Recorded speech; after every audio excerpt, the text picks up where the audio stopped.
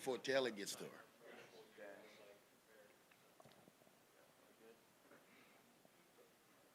Okay.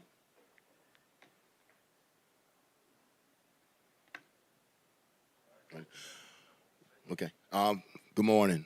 First of all, we fell short this weekend. We apologize to our fans. We had a great showing from our Grambling family, and we fell short, and we like to apologize, for that. It was something that the boys played hard. They played to the end. Five overtimes. I don't have much luck with overtimes past two. When I was at LSU, I went 7, and I lost 74-72. I went 5 this week and lost 36-34. So as a coach, I would do a better job getting them ready for overtimes. And we prepare for overtime and two-point plays every week.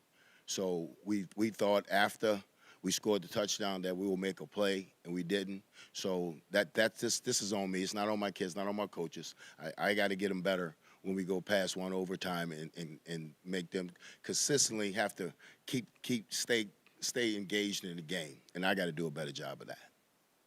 Coach, do you feel like there was a letdown at all during the week of practice after a big win against Jackson State and then going against what, some thought might be an easier game? It's not a hyped-up game as Jackson State, although it was the State Fair Classic and everything. Did you feel like there was a letdown in practice or anything leading up to the game maybe? Well, you know what? We had to get them up. We had to get them up again. You're right. They once you win a game like Jackson, the magnitude of that game, we had to snap them back in, and I don't think they really snapped back into to probably Thursday.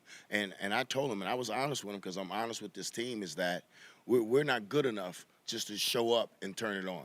That we got to give laser focus coming Friday, laser focus all day Saturday, and then give us more focus when we play. And we didn't get that out of them. So I got to figure out how to do it as a head coach of how to get them up 2 weeks in a row. And it's hard, just talking to my brother last night, after his game, they played the Buccaneers the Sunday. Then they stayed on the East Coast to play the Jets. But it was hard to get these NFL guys up 2 weeks in a row. So I got to figure it out. So I don't reach out to some people, about playing games like this. But every game in the SWAC is going to be like this. Every game's going to be tight. Every game's going to come down to the wire. And I'll do a better job with them in the future.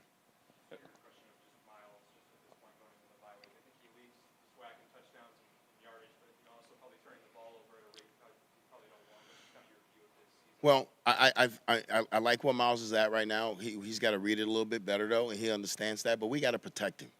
We got to protect him. One thing about a quarterback, people seem to forget they're human. If you go to my brother yesterday, 6 sacks on Rodgers, 6 or 7 sacks. So we got to keep Miles upright. We got to keep Miles clean. We got to have Miles to have confidence that they're going to keep him so he can step up in the pocket and deliver the ball. But he never quit. He took a lick. He was banged up probably about the second quarter, third quarter, one of those quarters. But he stayed with it. He stayed with his team. He was really, really upset at the end of the game,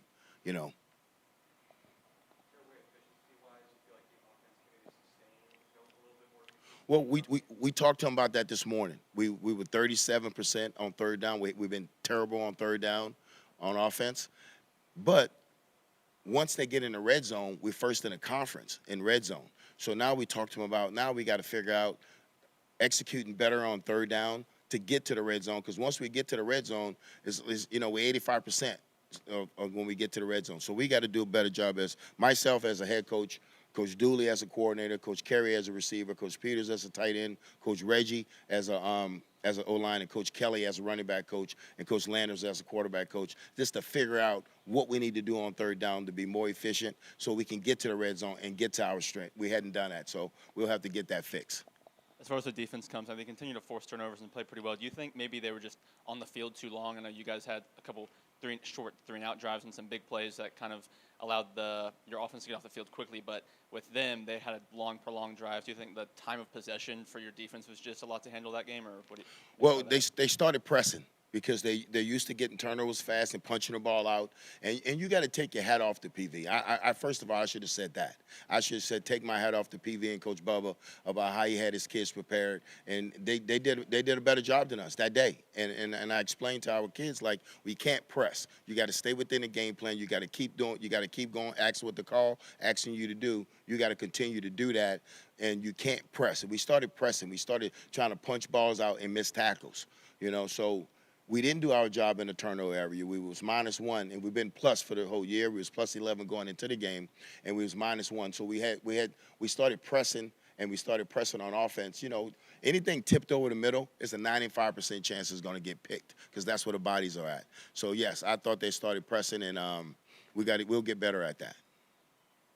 There were some pivotal penalties that happened during the game. So talk about what you're going to do to better prepare your players to not allow that to happen in crucial plays that may cause the game to tip in the other direction. Yeah, I thought it was two crucial calls, and I got to watch what I say because I don't want to get fined, So I got to watch what I say. But it was two crucial calls that we looked at, and we're going to talk to Mr. Kelly about that, about the calls, and see what he has to say. But we talked to him again this morning. Don't leave it in the ref's hands. Don't leave it in the ref's hands, and you can take that statement and run with it. You know what I'm saying? Don't leave it in the ref's hands. But it was two crucial calls, and I think that. We're going to continue to play we need to play. We don't had that crew before. That crew before hit us with some flags, and this same crew hit us with some flags again. So they're going to probably hit us for the rest of the year. So we got to get used to that. We got to play through that, but we're not going to leave it in their hands next time.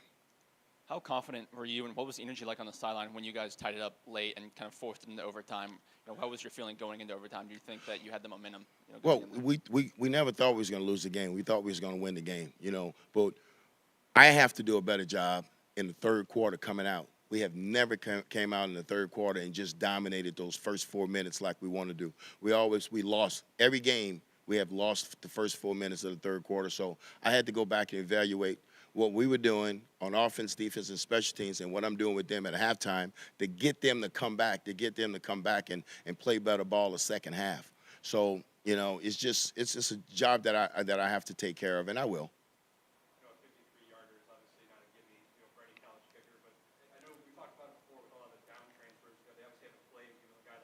Mm-hmm. Is this a matter of, again, just live kicking for maybe the first time at this level? Are you maybe some inconsistencies there? Oh yes, Reed's a freshman. Yeah. No, Reed's a freshman. And it's gonna be those growing pains with him. But he's got a really strong leg. He's got to have perfect technique every single time, and everything for Reed has to be perfect. He wants to snap to be perfect. He wants to hold to be perfect. So if it's off, then he kind of throws off. So we got to get Reed to mature and say, hey, if the snap's a little high, trust that Johnny's going to get it down, and you still got to follow through with your kick. So he's a freshman. He's learning. But you know what? We won't trade Reed. We happy we have Reed. He's a weapon for us. Going into this bye week, what does it look like for you guys just throughout the week, without the game on Saturday? Well, clean up the mistakes. And get healthy and catch up on his schoolwork. It's real. Do you feel like the bye week's coming at a good time for you guys during the season after a loss? Some coaches like it after a loss, some coaches don't. What's your view on that and just where your team's at right now? Well, I think it's a good time because now I think, the success that they were having, they were having really good success. So now it humbles you a little bit. Like I said, I'm going to take my hat off to PV. They played hard, and they played to the end, and they made one more play than we didn't make. So this bye week's at a good time for us to reset, for us to get away from football. They'll be here Sunday, Monday, Tuesday, Wednesday, Thursday, Friday, Saturday. They'll be off, and we'll bring them back Sunday.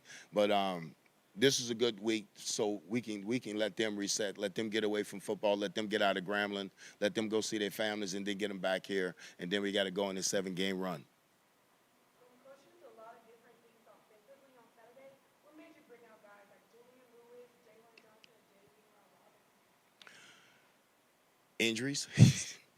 Well, Nick Howard got hurt right away, but we knew what Drew was able to do. We watched Drew when he was at Louisiana Tech. Drew put these same numbers up, or even more numbers up against Clemson when he was at Louisiana Tech. So he's a kid that just came in. He graduated like August 15, August 16 from Tech. So he had to get into the rhythm, and he's into the rhythm right now. So he had a really good game. And Javon Robinson, that's what you're talking about? Yeah, Javon's been there. He's a kid that he's very explosive when he gets the ball in his hand. So we're gonna do a better job of getting the ball into his hands right away, so he can do what he needs to do. After the game, you talked about how there's a lot of swag football still to be played. So just talk about what ways are you going to do to instill belief into your players going on that 7-game run? Well, we talked to them this morning because with this generation, you got to really explain them and you got to let them see it. So we explained, we showed them where we're at, that we're 0-1. We showed them PV is 1-2, and we showed them the remainder of the schedule. So now we got to see everybody that's ahead of us right now. They got to see us. Elkin's got to come in here. Pine Bluff's got to come in here. Alabama State's got to come in here. We got to go to Bethune. We got to go to A&M. So we still got an opportunity to do something good. And I also told them this: it's pressure. It's pressure. But pressure is a privilege right now, because pressure with a privilege means something tremendous is about to happen. That you're still playing for something. That you still have the opportunity. So we got to dust it off. Because listen to me, they were hurt. They were hurt. You know, it was hard to get back. It was hurt, but they're gonna get back. I promise you they will. And an update on Nick Howard. Is he going to be out for the season, or is No. he just, okay. No. Nick's from Marrero, Concrete Jungle. No, Nick's coming back. He's just a little banged up right now. No, Nick got banged up and that hurt us, but we know Julian went in and did what he had to do. You know, JR went in and played also. So we got to get Pat Williams going now. We got to get guys going now. Nick's done played a lot of snaps, so Nick's banged up, but Nick's probably sit out this week and he'll be ready to go the week all going.